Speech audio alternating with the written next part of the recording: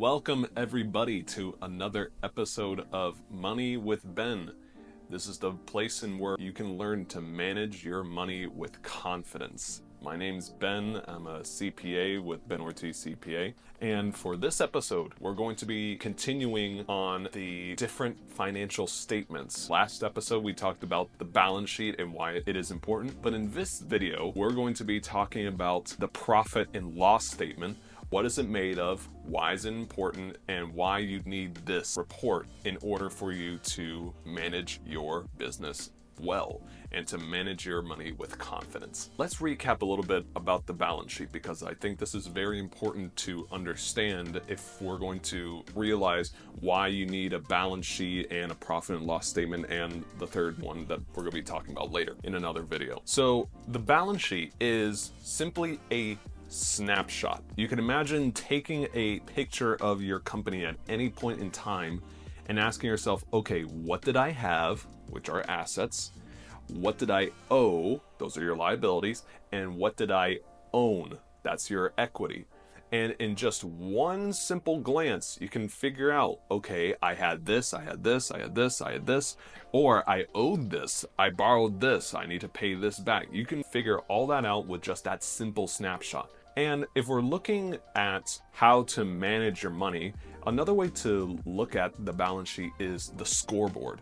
You can imagine this as a football game or a baseball game and you just come into the middle of the game and you're trying to figure out who's winning. Well, if you want to figure out who's winning, you just need to look at the scoreboard. In the scoreboard, if you know how to read the numbers correctly, you can tell pretty easily who is winning and who is losing.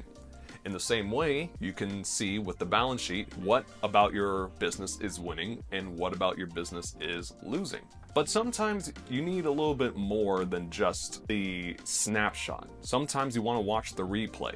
You want to see, well, tell me exactly what happened. A football game or a baseball game will be pretty boring if all you could see was just a scoreboard. Sometimes you just want to see the work in action. And with accounting, and with your own business, you have that ability to watch basically a movie on a single report on how your business did, what came in, what came out, what did you earn, what did you spend, all in one report. And that is called the profit and loss statement. Now, there's a bunch of other names that you might have heard in regards to the profit and loss report. Some people call it the P&L, some people call it the income statement, some people call it the earnings report, but it's all the same thing. It is basically the report that lets you know, hey, what came in, what went out, what did I earn, and what did I spend? That is what the essence of this report is. It doesn't matter the label, you can use whatever label you have. I'm going to be using them interchangeably. So if you hear me say profit and loss, income statement, P&L, earnings, whatever it is, just know it's the exact same thing. We're talking about this report. The primary difference between profit and loss and the balance sheet is that the balance sheet is just a snapshot, whereas the profit and loss report is a movie. You can see what's happening throughout a certain point in time. Another thing to take into consideration, and this is something that I did not mention in the previous video, it's very important that your reports are being read under what is called the accrual basis. Both the balance sheet, both the profit and loss, and then for the third report that we're going to be talking about in another video. And it's called the accrual basis because what you need to understand as a business owner is that you can't simply look at your past. You can't just look at your past or your present in order to figure out how your business is doing. Those are essential things to understand. But you also need to look into the future. You need to look at what are you going to be receiving? What will you spend?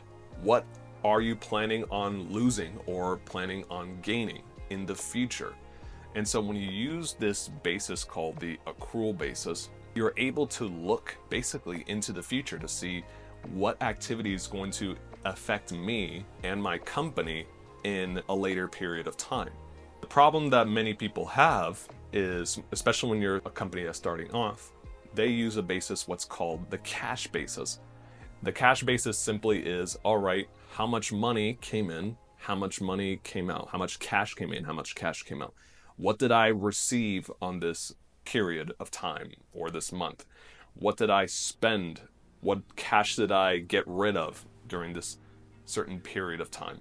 And that's okay, but it's only going to tell you so much. The accrual basis is going to provide you with a whole lot more because it also shows you the past, the present, and the future. And we can talk a little bit more between the difference between the cash basis and the accrual basis in another video, but it's very important that you understand that you want your reports to be under what is called an accrual basis.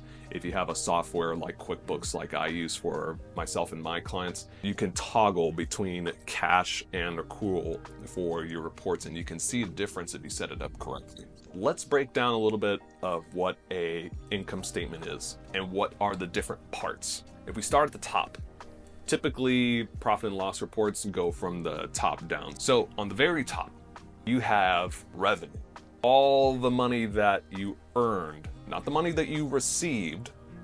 That's a cash basis. We're talking about the accrual basis. It's all the money that you earned for a certain period of time. So let's say, for example, this hypothetical report is for the year of 2024, the date of this report. You want to know how much money you earned throughout the entire year of 2024. The primary difference between how much revenue of a cash basis report and the revenue of an accrual basis is sometimes you earn money from somebody, but they haven't paid you yet. But you're pretty confident that they're going to pay you in the future. Maybe you have an accounts receivable, or you send an invoice to them and the money is due in 30 days, but you have not received that money yet because it hasn't been 30 days yet. But you still want to show in your report that you earned that money because you did. And you know that the person's going to be paying you. So that's the difference between just having money that just comes in versus the amount of money that you earn. You want to have that difference. So I emphasize this because understanding the accrual basis is going to be extremely beneficial for your company. So at the very top, you have revenue, the total amount of money that you earn in a certain period. So for the year, whatever that number is, then you subtract what we call cost of goods sold. Another way people describe it is your direct costs. And let me break down a little bit of what cost of goods sold is, or many people also call it cost of sales. These are the costs, or these are the expenses that you incur. That's the accounting term. We don't like to say spend because it makes you think that you're spending money. Believe it or not, there are cases in where you can incur expenses and not pay cash. One of the big examples is you receive an invoice from a vendor. You have an expense, but you haven't paid that expense yet. You can also think of it like a credit card. Sometimes you pay for something with a credit card. You can spend money on a credit card, but you haven't paid it in actual cash. That's another way to think about it. So we use the word incur. So cost of goods sold are direct expenses that you incur that are directly related to the revenue that you earn. And what do I mean by this? There are some expenses that you incur whenever your revenue goes up, your cost of goods sold also goes up. The biggest example is manufacturing or people that sell products. In order for you to sell a product, sometimes you have to create the product, or other times you have to buy the product in order to resell it. In order for you to sell more of that specific product, you need to purchase more of the parts or whatever is needed in order to sell that product. That's why it's a direct expense. Because if you buy more of that product, you can sell more of that product. If you buy less of that product, you can also sell less of that product. So it's directly, it goes up and down with the revenue. And so you see this commonly with product-based businesses. And it's very important that you have that because you want to know, if I sold this product, how much am I losing directly through selling this product? And it's a very helpful key metric, a way to measure your business. And so if you take the revenue and you subtract your cost of goods sold or cost of sales or your direct costs, whatever word you want to use, whatever is left over, we call the gross profit. Gross profit is simply a way of figuring out, okay, if I didn't have anything else, if all my business, all it took was just buying materials and then selling those materials that I finished up and I cleaned up and I sold at a markup, how much money would I be getting? That's what a gross profit is. If your gross profit is negative, already that is a pretty big warning sign that either you're spending too much in order to make the product or you're not selling the product high enough. That's one of the biggest reasons why we look at gross profit to see if it's positive or negative. And then you have the rest of your expenses. And these expenses are extremely customizable. You can customize them any way you want. And these are what we call fixed expenses or indirect expenses, because sometimes these expenses, they can go up, they can go down, they can stay the same, and it has no direct relation to how much revenue you have or don't have. Say, for example, me. Say you hire me in my business and you spend $1,000 in order to have someone do your accounting or your bookkeeping. Whether or not you make $1,000, if you make $100 in revenue or $1 million in revenue, my fee is going to be $1,000 in this example. My expense to you, or the expense that you incurred through hiring me, is not directly related to your performance of the company. Therefore, it would have its own category. In many cases, it would be legal and professional because it will be a professional expense.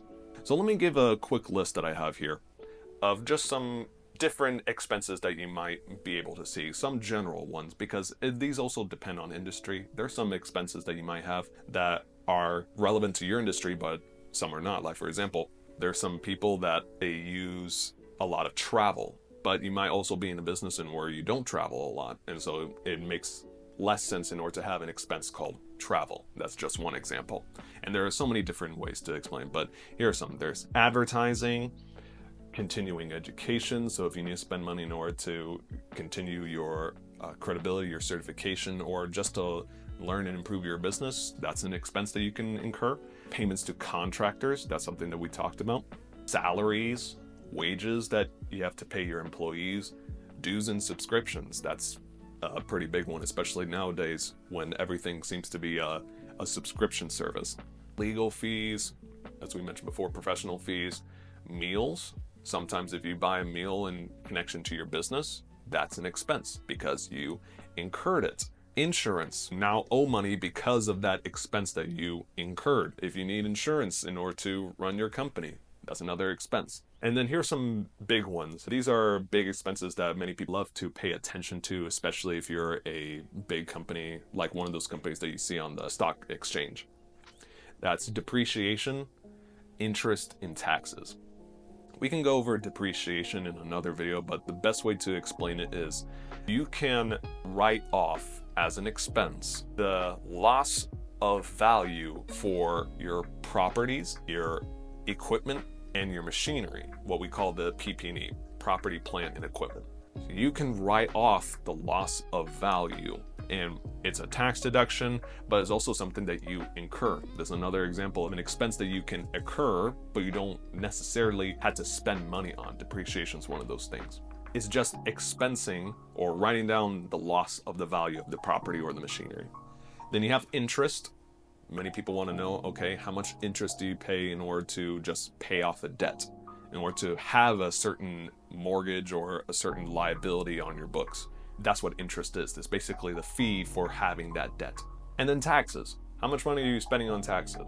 That's a very big one, and it turns out to be one of the biggest expenses for these corporations and us as individuals.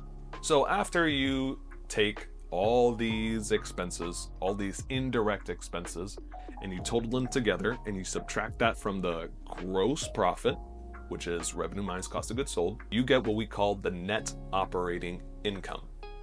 Net operating income is simply, all right, how much money did I make just by running my business? You want this to be a positive, just a little spoiler. You want to make sure that this is as big as a number as you can get it, all right? But then sometimes you might make some money in a way that wasn't connected to your business, or you might spend money in a way that didn't have necessarily to do with your operations. One big example is sometimes you can sell a piece of equipment and you can have a gain from selling that piece of equipment, or you might have a loss. That's not part of running your business. Say, for example, if you're a barber and you have a piece of furniture that you just sold, you can get money from selling that piece of furniture, but that's not part of your business. You're not in the business of selling chairs or furniture. So we have a separate section right under net operating income, and that's the other income, other expense. Simple as that. It's other stuff that you wouldn't have considered before. And then the very bottom, that is your net income. That's after all the revenue, all of the expenses are taken into consideration, you get the net income. That is what we also call the bottom line, or the net earnings.